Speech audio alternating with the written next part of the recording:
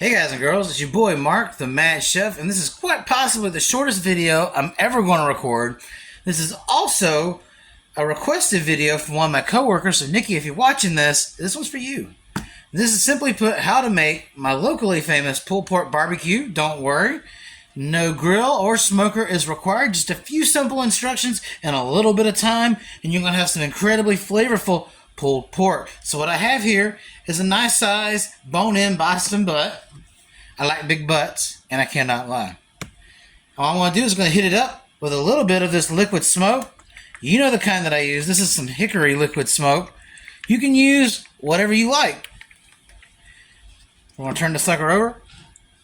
Get the other side rolling. We're just going to rub it down real good.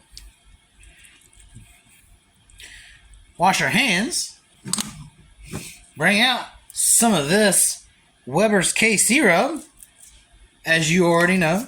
I'm going to cover this in all that flavor.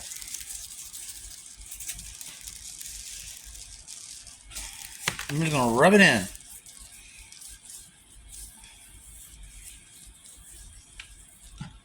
Flip it over. Do the same on the other side.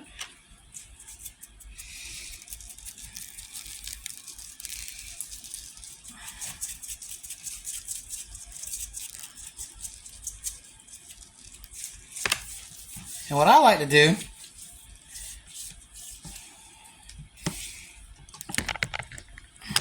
is roll it around on all sides, make sure we get all that flavor on every part of this butt, give it a nice smack, and we're going to put it in the crock pot for 9.5 hours on low. And that's literally all you have to do right now. If you're worried about the bone, you can use a boneless Boston butt. But if you want maximum flavor, you want the one with the bone in it. So don't worry about that bone. After 9.5 hours, that thing is going to fall right out. If you guys are looking for an internal target temperature range, you're looking for 200 to 205 degrees Fahrenheit. But after doing this for years, guys, I can tell you from memory and from heart, it is always perfect after 9.5 hours. So just set your crock pot for that, and it'll be absolutely perfect at the end of that. If you woke up early for this, you can go back to bed because your pork's going to be just fine when you get back up. If you're anything like me, you have to work for a little bit. It's only a half a day, so I'm still okay with making this. If it was a full day, I'd save this video for another day. So I'll see you guys on the flip. All right, it's the moment of truth. It's been a little over 9.5 hours. I'm going to pull this pork out of the crock pot. Remember what I told you earlier? It should fall apart. That bone should come straight out. And notice I'm using my soft tongs too. So I've got no cheating. Alright. Alright. Now we're going to take it and put it to our next step. Alright, so what we're going to do now is grab our meat claws, turn into our favorite X-Man, and rip this sucker apart.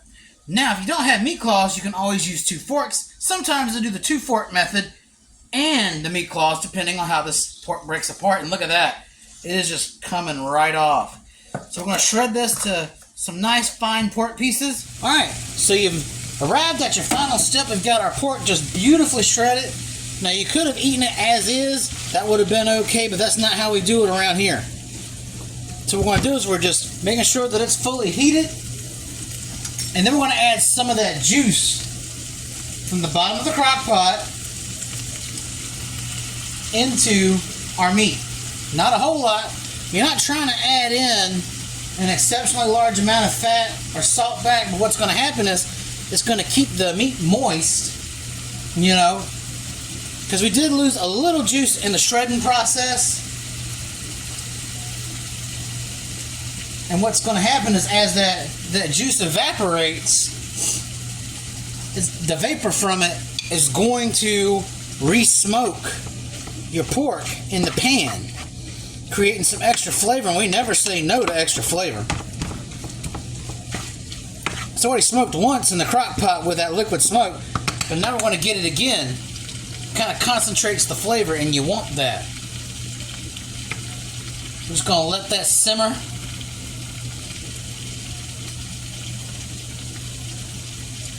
And now that that's going, we're going to take, yep, you guessed it, my signature barbecue sauce. We're going to just go over the top of it. And that's another reason why we're getting it warmer, is because this barbecue sauce has been in the fridge. We're just going to add a little bit at a time. Now, you can use whatever barbecue sauce you like at this point, and we're just going to go ahead and stir that in. Also, a pro tip for anyone doing this, pork has a lot of fat on it, especially that kind of Boston butt roast that I had. Make sure you remove any and all excess fat. Like I had to remove that fat cap at the top. You want barbecue meat, not barbecue fat. Now some of that's going to be in there, and you do want a little bit of the fat in there to keep it moist and to get that flavor in, but you want the meat. And what we're going to do is we're going to keep working this sauce in until it is fully incorporated and it's hot.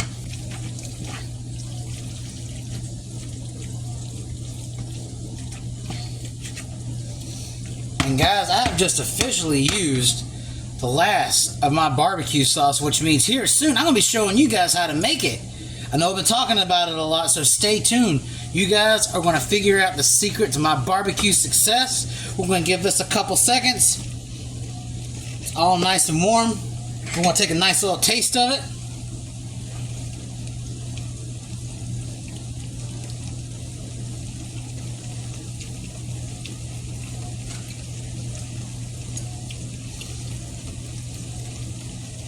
Beats any barbecue you can get anywhere. Guys, try it like this. You won't be disappointing your family. Serve it with any kind of southern style side you want. It's barbecue season. Summer's coming to a close, y'all. So make sure you barbecue while you still can. Unless you're like me and you do it year long. See y'all next time.